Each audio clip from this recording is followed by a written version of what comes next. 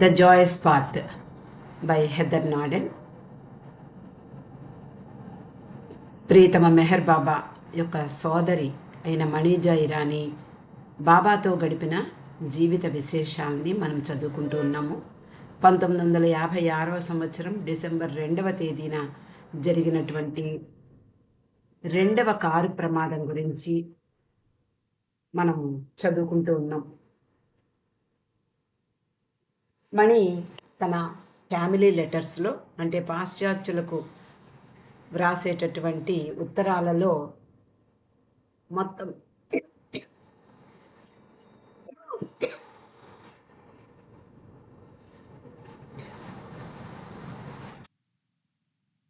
ప్రతి విషయము వివరిస్తోంది. ఆమె అంటుంది, బాబా మౌనం వహించి 31 సంవత్సరాలైంది. అయినా మాకు బాబా మౌనంగా ఉన్నారనే ఆలోచన ఉండదు. కానీ ఆయన ఇప్పుడు నిస్సహాయంగా, నిశ్శబ్దంగా ఆ బాధ పడడం చూస్తే ఆ మౌనం యొక్క ఆ బాధ ఇప్పుడు మాకు అర్థమవుతోంది. బాబా తన ప్రమాదం జరిగినటువంటి మర్నాడు ఉదయం బాబా తన గాయాల వలన కలిగినటువంటి విపరీతమైనటువంటి బాధను భరిస్తూ సైగలతో మానవ బాధలు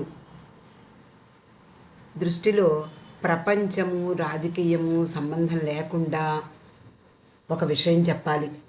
ఇటీవల పోరాటంలో హంగేరీ ప్రజలు చాలామంది గాయపడి నిస్సహాయులుగా ఉన్నారు. వారి ప్రియమైన వారికి దూరమై రోడ్ల మీద పడి ఉన్నారు, బాధలను అనుభవిస్తున్నారు. కానీ నేను మాత్రం హాయిగా కనీస సౌకర్యాలు కలిగి చక్కగా ఒక మంచం మీద మంచి వైద్యుల సంరక్షణలో ఉన్నాను. అంతేకాకుండా నన్ను ప్రేమించే ప్రేమికులు ఎంతోమంది నా చుట్టూ ఉన్నారు అని బాబా చెప్తూ, ఎవరు వృధాగా బాధపడరు. నిజమైన స్వేచ్ఛ ఆధ్యాత్మిక స్వేచ్ఛ. బాధ దాని వైపుకు దారి చూపే నిచ్చెన లాంటిది. మానవులు తెలియకుండానే దేవుని కొరకు బాధపడతారు. దేవుడు తెలిసి మానవుల కొరకు బాధను అనుభవిస్తాడు. ఇంతకన్నా బాబా చెప్పిన వివరణ, ఇంతకన్నా మించింది వేరే ఏముంటుంది? నేనేది వివరించనక్కర్లేదు. ఈ ఒక్క మాటతో మనకందరికీ బాబా పడేటటువంటి ఆ బాధ గురించి మనకు అవగాహన ఉంటుంది అని మణి చెప్తోంది. అయితే ఆయన ఎందుకు అంత బాధను అనుభవిస్తాడు? మన పట్ల ప్రేమ కారణంగానే. కానీ మనము దానికి అర్హులమేనా అనేదే ప్రశ్న. మనము ఏమని ప్రార్థించాలి? ఆయనను ప్రేమించాల్సిన విధంగా మనం ప్రేమించాలి, అలా భగవంతుడు మనల్ని అనుగ్రహించాలి అని వేడుకోవడం తప్ప వేరే మార్గం లేదు. ఎందుకు అంటే ఆయన మన కోసం బాధలు అనుభవిస్తూ నిస్సహాయంగా మంచం మీద పడుకుని ఉన్నటువంటి బాబాను చూస్తే మణి మొదలైనటువంటి స్త్రీ మండలి వారందరికీ కూడా నిజానికి ఆ వేదన, వాళ్ళు అనుభవించేటటువంటి ఆ బాధ చెప్పలేని, అంటే వర్ణించడానికి మాటలు చాలవు. మణి కిట్టీకి అలాగే ఎలిజబెత్కి ఒక సర్క్యులర్ పంపిస్తోంది. దానితో పాటు డిసెంబర్ 6వ తేదీన, అంటే 4 రోజులు ప్రమాదం జరిగి 4 రోజులు అయిన తర్వాత మళ్ళీ వాళ్ళకి ఉత్తరాలు రాస్తూ చెప్తోంది, నేను ఈ సర్క్యులర్ని అమెరికాలో ఉన్న ప్రేమికుల కొరకు పంపుతున్నాను. వెంటనే దానిని అందరికీ పంపించండి. బాబా మరియు మండలి వారు కారు ప్రమాదంలో తీవ్రంగా గాయపడ్డారు. బాబాకు తగిలిన గాయాలు తీవ్రంగా ఉన్నప్పటికీ ఆయన బాగానే ఉన్నారు. ఇరిచ్ పెండు హాస్పిటల్లో ఉన్నారు.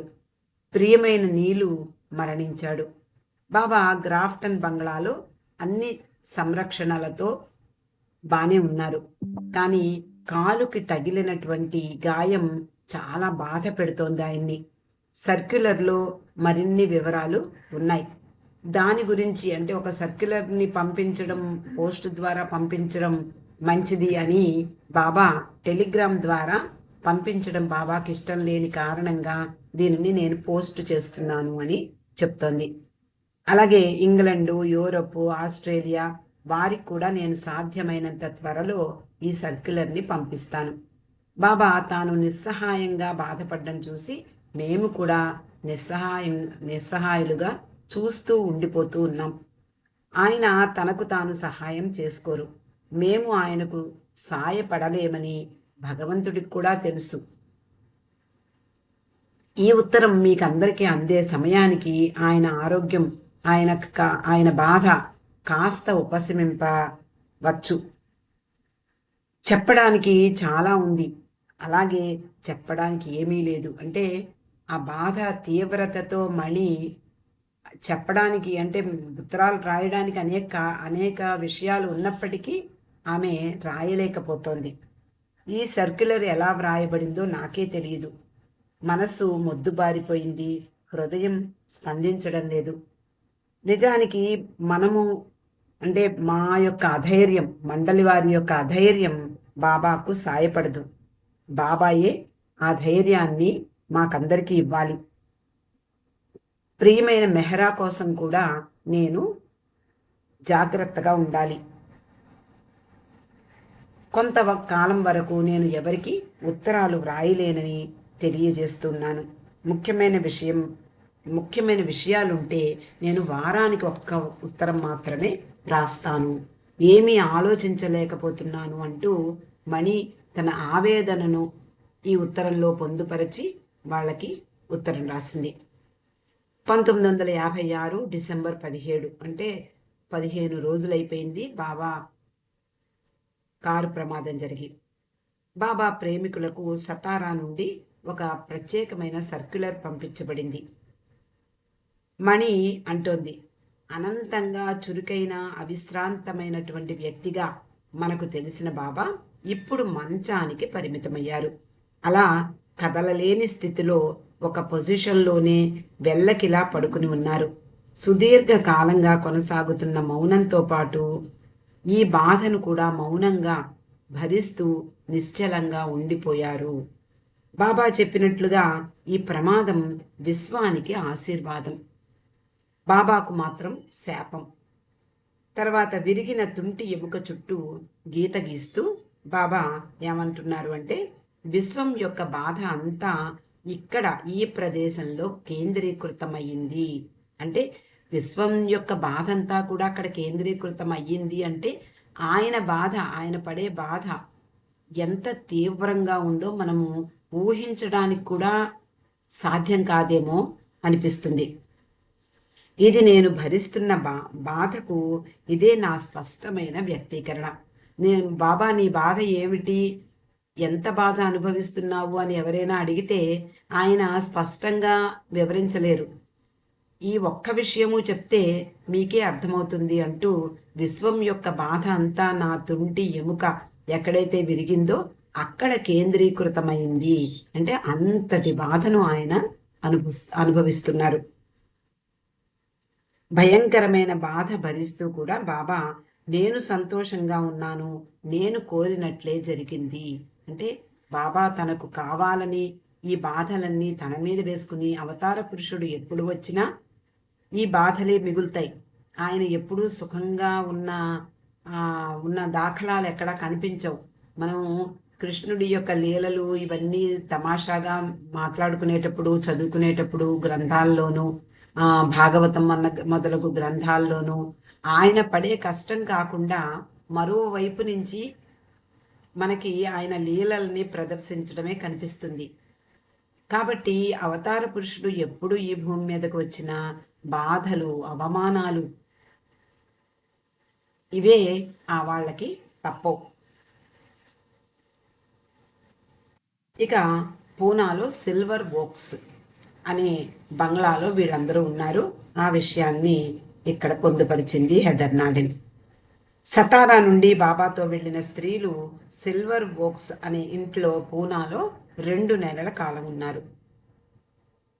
ఇలాంటి సమయంలో బాబాపై ప్రమాదం యొక్క దీర్ఘకాలిక ప్రభావం స్పష్టంగా కనపడుతున్నప్పటికీ ఈ సమయంలో ఒక చిన్న వార్త వచ్చిందట స్త్రీ మండలి వారికి. ఒక ప్రక్క అంటే సిల్వర్ వోక్స్ అనేటటువంటి బంగ్లాలు వీళ్ళందరూ ఉన్నారు. బాబాకు సేవ చేస్తూ ఉన్నారు. బాబా ట్రీట్మెంట్లో ఉన్నారు. డాక్టర్ వచ్చి పరీక్షిస్తున్నాడు. ఇలాంటి సమయంలో ఆయన బాధ చాలా తీవ్రమైంది. అయినప్పటికీ ఒక వార్త వీళ్ళందరికీ వచ్చింది. వీళ్ళు అందుకున్నారు. అదేమిటి అంటే కొంతకాలం కిందట మణి ఒక కంపెనీకి అడ్వర్టైజ్మెంట్ కోసం ఒక స్లోగన్ రాసింది.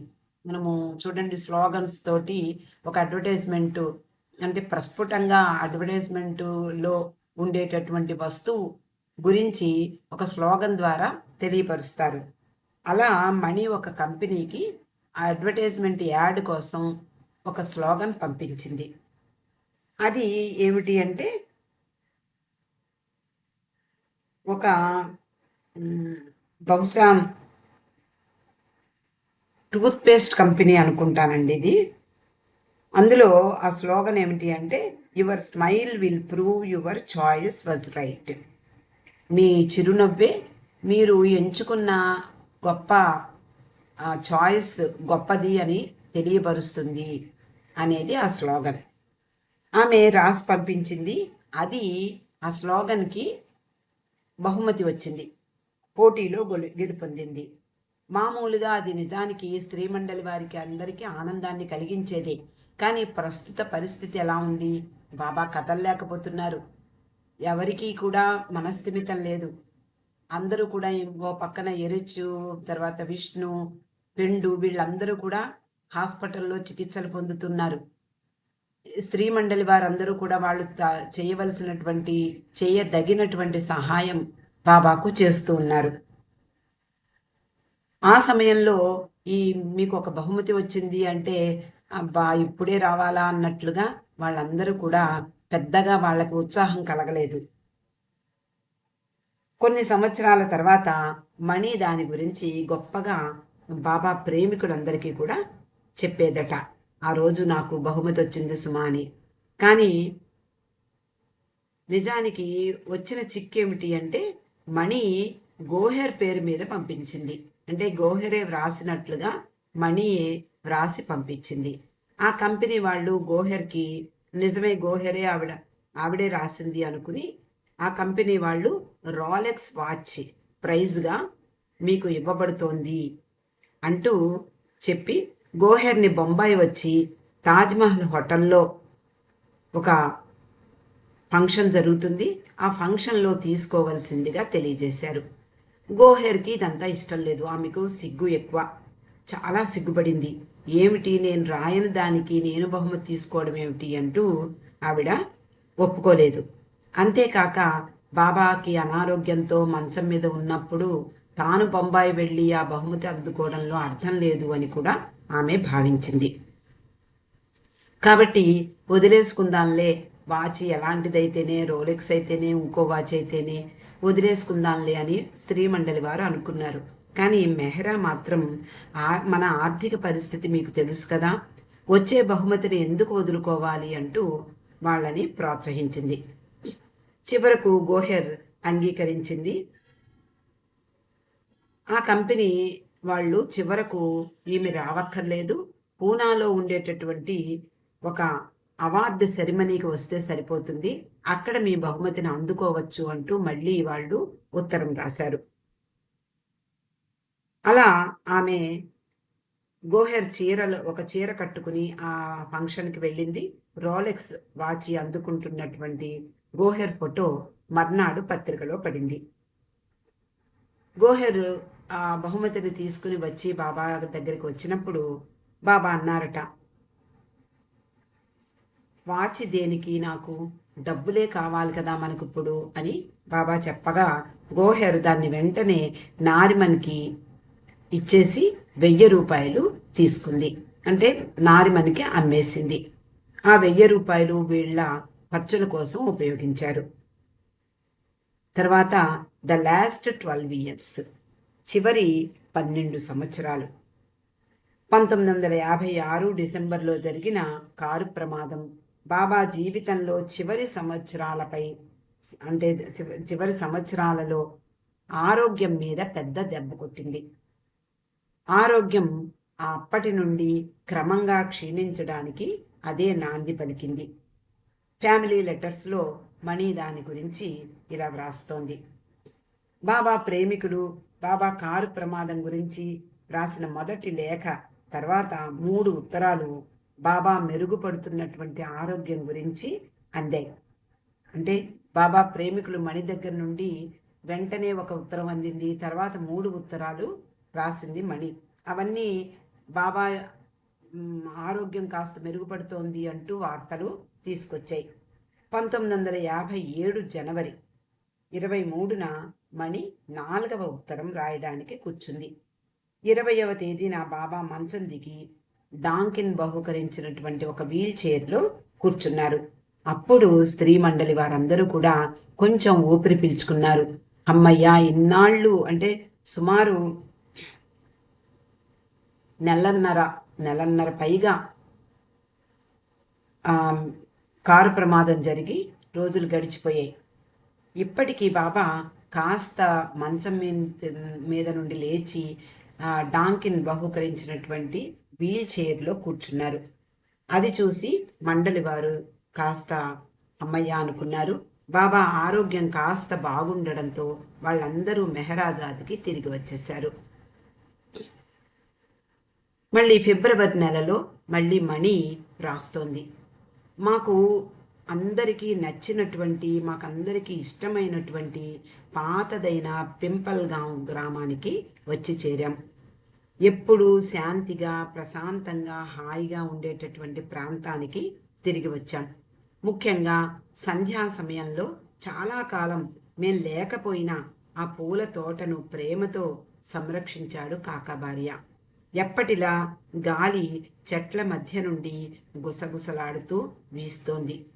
పావురాల కూతలు, ఉదయపు వేళలో పక్షుల కువకువలు, కుక్కల అరుపులు మామూలే. కానీ ఎప్పటి వలె బాబా మండలి వారి వద్దకు వెళ్ళి రావడము, అలాగే స్త్రీ మండలితో అంటే మాతో ఉదయం వాకింగ్కి రావడము, అలాగే బాబా పెంచుకునేటటువంటి బూటి అనే కుక్కతో సరస్సు వరకు వెళ్ళి రావడము, ఇవన్నీ మేము మిస్ అయిపోయాము.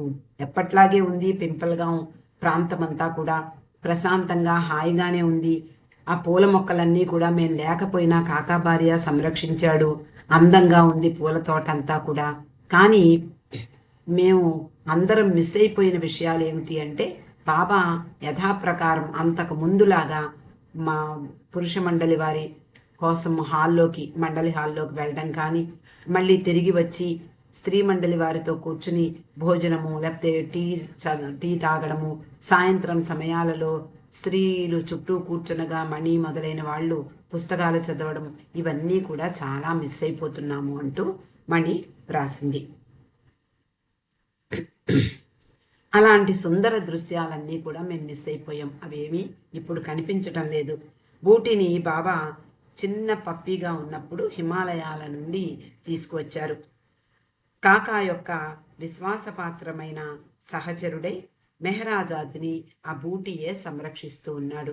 అంటే అందరూ వెళ్ళిపోయినా బాబాతో పాటు ఇక్కడ మెహరాజాద్ను సంరక్షిస్తూ కాకాబార్య అలాగే ఈ బూటి వీళ్ళిద్దరే ఆ ప్రాంతాన్ని సంరక్షిస్తూ హాయిగా ఉన్నారట.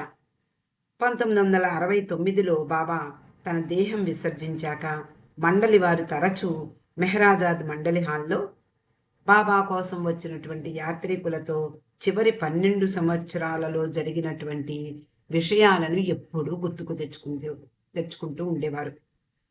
బహుశా ఆయనతో గడిపిన రోజులు వారి మనసుల్లో హృదయాల్లో అప్పటికి తాజాగా ఉండడం కావచ్చు, లేదా బహుశా ఆయన విపరీతమైనటువంటి బాధతో శ్రమించి పనిచేయడంతో వారంతా నిస్సహాయతను ఫీల్ అవ్వడం వల్ల కావచ్చు, ఏదైనా కారణం కావచ్చు. కానీ వాళ్ళు అంటే బాబా శరీరత్యాగం చేసిన కొత్త రోజుల్లో అందరూ అంటే మణి, మెహ్రా, అలాగే ఈరిచ్ వీళ్ళందరూ మండలి హాల్లో కూర్చుని యాత్రికులతో గతించినటువంటి 12 సంవత్సరాల కాలంలో జరిగిన జ్ఞాపకాలను గురించి వాళ్ళు జ్ఞప్తికి తెచ్చుకుంటూ వాళ్ళతో చెప్తూ ఉండేవారు. బాబా తరచూ ఆయన విశ్వకార్యం కొరకు ఏకాంతవాసంలో ఉండేవారు. ఆ సమయంలో ఆయన ఆదేశాలను విధేయతతో పాటించడము, ఆయన కోరినట్లు చెయ్యడము, ఇదే మండలి వారికి ప్రధానమైన అంశం. బాబా ఇకపై మస్తు పర్యటనలకు అలాగే దర్శన పర్యటనలకు వెళ్ళడం లేదు. స్త్రీ మండలి వారితో రోజు అంటే రోజు మార్చి రోజు ఉన్న సమయం అది. అంటే రెండవ కారు ప్రమాదం జరిగిన తర్వాత బాబా మెహరాజాద్ వచ్చిన తర్వాత 12 సంవత్సరాలు అక్కడే ఉండిపోయారు. అంటే ఆయన కారు ప్రమాదం కారణంగా కాలు ఎప్పటికీ కోలుకోలేకపోయారు. ఆ కాలు దెబ్బ నుండి అంతకు ముందులాగా హుషారుగా నడవలేకపోయారు. అంతేకాకుండా ఆయన మామూలు ఆరోగ్యం కూడా చాలా దెబ్బతినడం వల్ల ఎక్కువగా మెహరాజాద్లోనూ ఉంటూ ఏకాంతంలో ఉంటూ ఉండేవారు. అందువలన వాళ్ళు బాబా మస్తుల కోసం వెళ్ళడం పూర్తయిపోయింది. అలాగే దర్శన కార్యక్రమాలు కూడా పూర్తి చేశారు. ఇంకా అప్పటి నుండి దర్శన కార్యక్రమాల కోసం వేరే వేరే ప్రాంతాలకు వెళ్ళడం అనేది లేదు. ఆరోగ్యం కూడా అంతంత మాత్రంగానే ఉంది. ఆయన చేసే పని అంటే ఆ 12 సంవత్సరాల్లో చేసే పని కీలకమైనది, ప్రధానమైనది. ఎందుకు అంటే అవతార పురుషుడు భూమి మీదకి వచ్చిన తర్వాత ఆయన ఎప్పుడెప్పుడు తన పని ముగించుకుని పూర్తి చేసుకుని వెళ్ళిపోదామా అనే ఎదురు చూస్తూ ఉంటాడు. ఎందుకు అంటే ఈ మాయలో, ఈ రొంపిలో ఎంత కష్టపడి ఉండడం.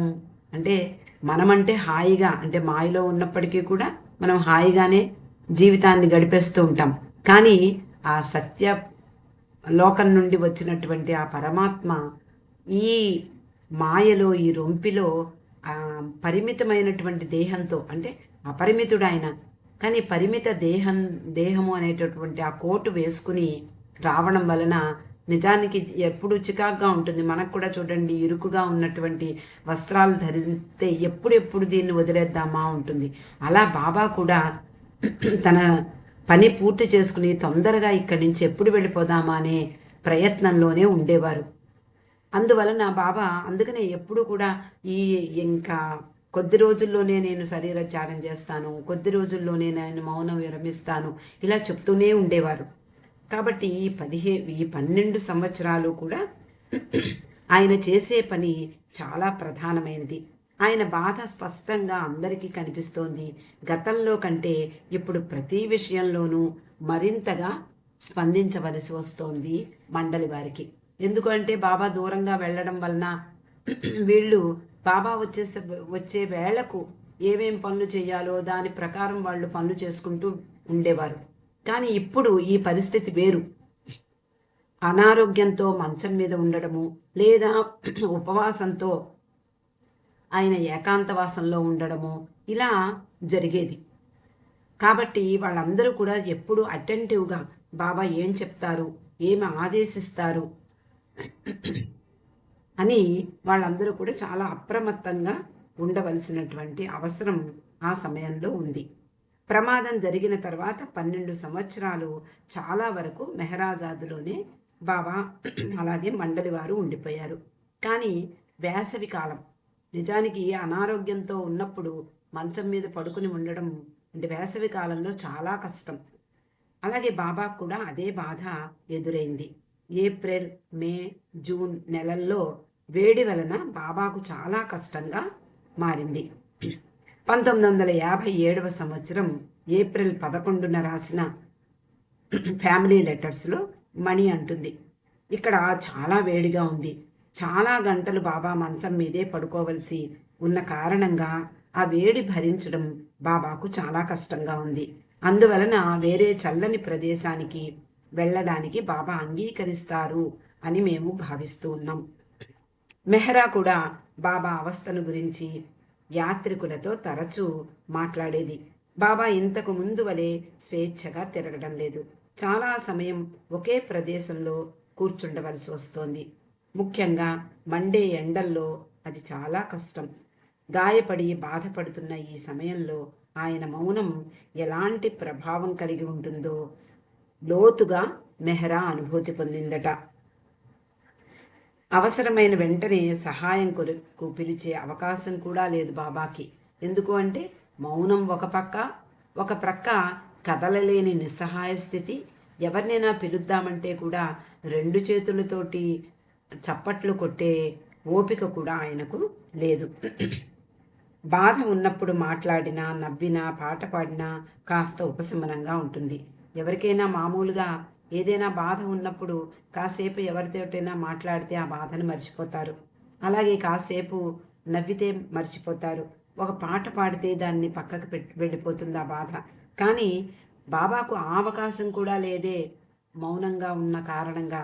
కాబట్టి ఆ వేసవి సమయంలో బాధ మరింత తీవ్రమైంది అంటూ మెహ్రా కూడా బాబా యొక్క బాధను ఆమె అనుభూతి పొందుతూ ఇతరులకు పంచేది ఆ బాధను. ఇక్కడికి ఆపుకుందాం అండి. అవతార్ మెహర్ బాబాకి జై.